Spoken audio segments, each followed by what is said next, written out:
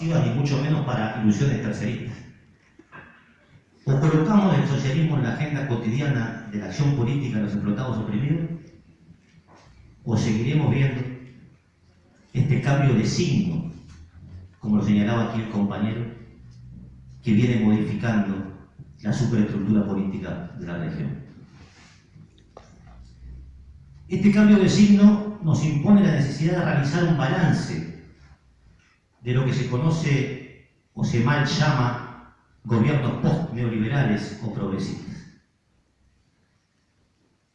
Y un balance de esas experiencias yo creo que arrojaría como conclusión central la necesidad de volver a colocar en el orden del día la discusión en torno a los límites estructurales que tiene el gradualismo reformista.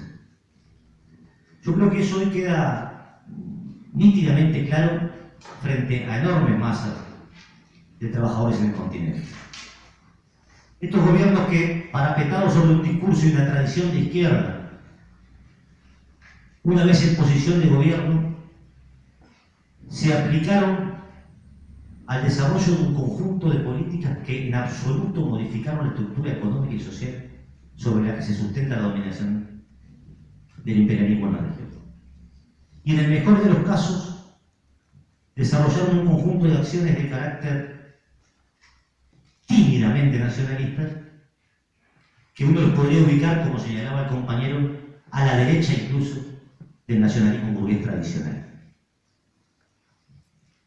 El límite de estas experiencias y la confirmación que el papel histórico del gradualismo reformista es el de oxigenar a la derecha queda claro, creo que en un conjunto de países en la región, en nuestro país particularmente. Yo quiero decir a este respecto que ubicar la discusión de lo que pasa en el continente para nosotros es fundamental hacerlo de la perspectiva de la crisis internacional del capitalismo. Y lo que ha ocurrido a partir de, sobre todo, del ciclo abierto a partir del año 2007, con la crisis bancaria en los Estados Unidos y con esta crisis que es clásicamente una crisis de sobreproducción, pero que también tiene aspectos que nos permiten identificarla como una crisis estructural por su profundidad y por su duración. En ese periodo, nuestra región conoció índices de crecimientos históricos.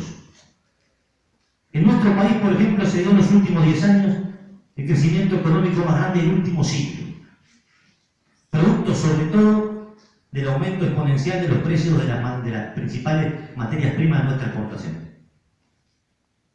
impulsado sobre el boom de la demanda china de los commodities. ¿Qué ha ocurrido con ese crecimiento extraordinario en materia económica que ocurrió en los últimos 10 años en este país? Bajo la orientación de la política económica de los gobiernos progresistas, se ha consolidado un modelo que reprimariza la economía, degrada el medio ambiente y subordina la política nacional a los intereses del capital transnacional. Es cierto que en ese periodo se han alcanzado niveles de recuperación salarial que, dependiendo con qué uno los compare, si los compara con la década del 60 son insuficientes, si los compara con el 2002 pueden ser niveles muy importantes de recuperación salarial. Ahora, todos esos elementos de recuperación salarial fueron sobre todo producto de esta situación internacional que benefició circunstancialmente al país. Quiero decir, a partir de la acción, por supuesto, organizada de la clase trabajadora y de la lucha por sus demandas, la ecuación económica determina que el aumento proviene más de lo vinculado a lo que deja la exportación de materia prima que a un avance socializante frente a la riqueza. Por el contrario, los elementos de polarización y la brecha y la concentración de la riqueza se aumentaron a niveles insospechados, tales como el periodo de mayor extranjerización de la tierra en la historia de nuestro país. Nosotros decimos que Uruguay puede pensarse a sí mismo como país a partir de dos cosas, de la tierra y de la vaca. Bueno, la tierra, la mitad del Uruguay en manos de extranjeros. Y la industria frigorífica, la industria madre de este país, casi que en su totalidad en manos de capitales brasileños y yanquis, o yanquis y brasileños, o vaya uno a saber qué.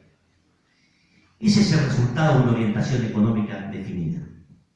Y cuando queda atrás ese periodo en donde los commodities, el precio internacional de los hidrocarburos, de los minerales, de la soja, empieza a caer, ¿qué es lo que se le ocurre a los gobiernos progresistas, y en particular al nuestro? Un ajuste neoliberal de manual, de libro. Una vez más, una estructura impositiva regresiva que golpea el trabajo para privilegiar el capital. Y disfraza todo esto, porque aquí también hay un bastardeo de las categorías y los conceptos, entonces disfraza todo esto en una serie de eufemismos. Primero nos desacelerábamos, después nos enfriábamos, antes estábamos blindados, después al ajuste se le llamaba consolidación económica no sé qué, y ahora todo el mundo asume que estamos en presencia de un ajuste fiscal contra los intereses de los trabajadores de la gran mayoría. Frente a este cuadro general, nosotros queremos decir que no hacemos tabla rasa respecto de los gobiernos de la región, independientemente de considerar que el reformismo gradualista no es alternativa para la construcción socialista. Ahora, distinguimos claramente entre gobiernos que han avanzado en un proceso de nacionalización, que podremos discutir sus límites, pero que han avanzado en un proceso de nacionalización y que se han enfrentado al imperialismo, a gobiernos como el nuestro, que se han convertido en el principal aliado del imperialismo en la región.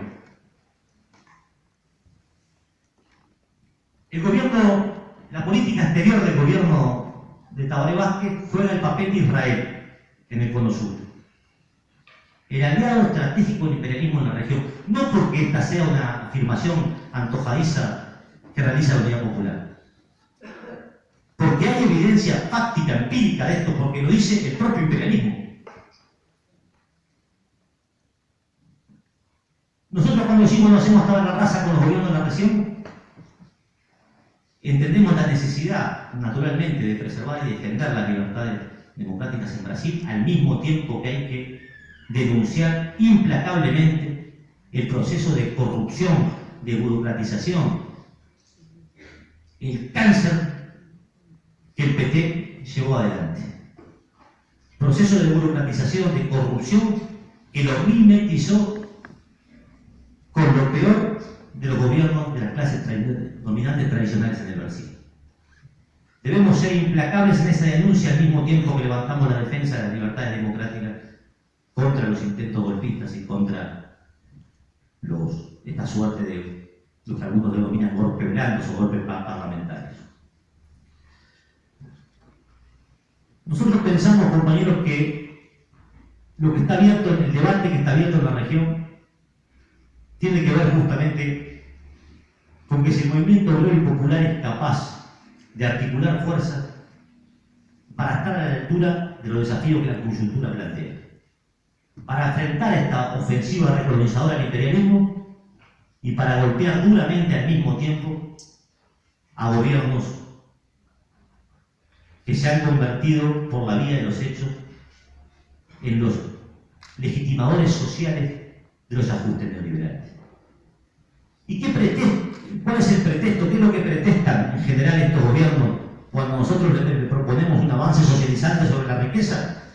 No hay condición, estamos fuera de tiempo y de época.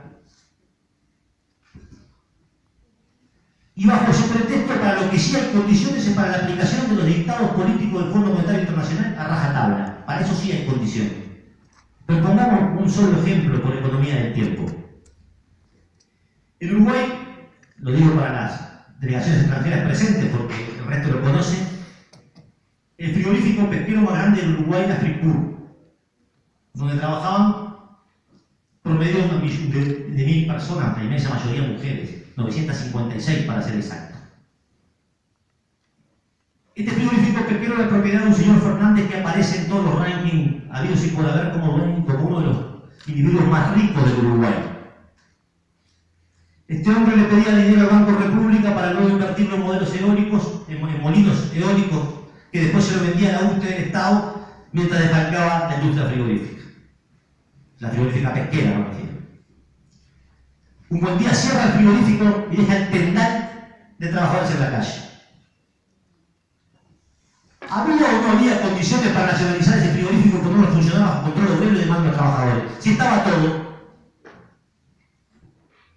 ocurrió hacer el gobierno progresista? Venderle la patente de pesca a una empresa panameña para que faene en alta mar y dejar a 950 familias en la calle.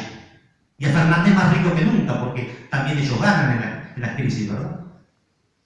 Entonces, no podemos nosotros asumir una lógica de positivismo claudicante, que lo único que se puede hacer frente a la realidad es asumir lo que acá está planteado.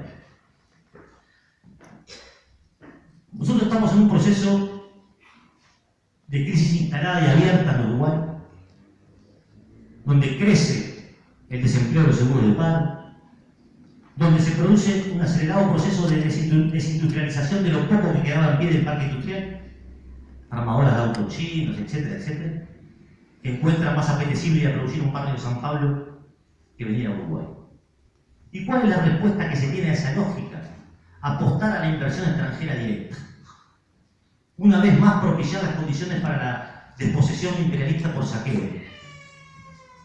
Inversión extranjera directa, y acá podemos abrir una enorme discusión, que en general puede llegar a desarrollar Producto Bruto Interno y alguna reactivación del mercado y de la fuente de trabajo por un periodo que dura lo que la vida de una mariposa. Cuando se inauguró, esto es un tema de actualidad, cuando se inauguró en Uruguay la primera planta de celulosa, el ministro de Industria del primer gobierno, el doctor Tabaré Vázquez, era el gerente general de Atexaco en Uruguay, Lepra de apellido, y presidente de la Cámara de Comercio Uruguay-Estados Unidos. No hay que ser demasiado inteligente para comprender que para ser presidente de la Cámara de Comercio Uruguay-Estados Unidos hay que tener compromisos políticos con el gobierno de Estados Unidos. Ese era el señor que era el ministro de Industria del primer gobierno de Vázquez. En ocasión de inaugurar aquella planta de celulosa, los diarios, hoy por suerte hay archivos, los diarios titulaban, en palabras del ministro, Farivento se va a convertir en un paraíso productivo. Hoy, de acuerdo a cifras oficiales, ese es el departamento del país con mayor índice de desocupación.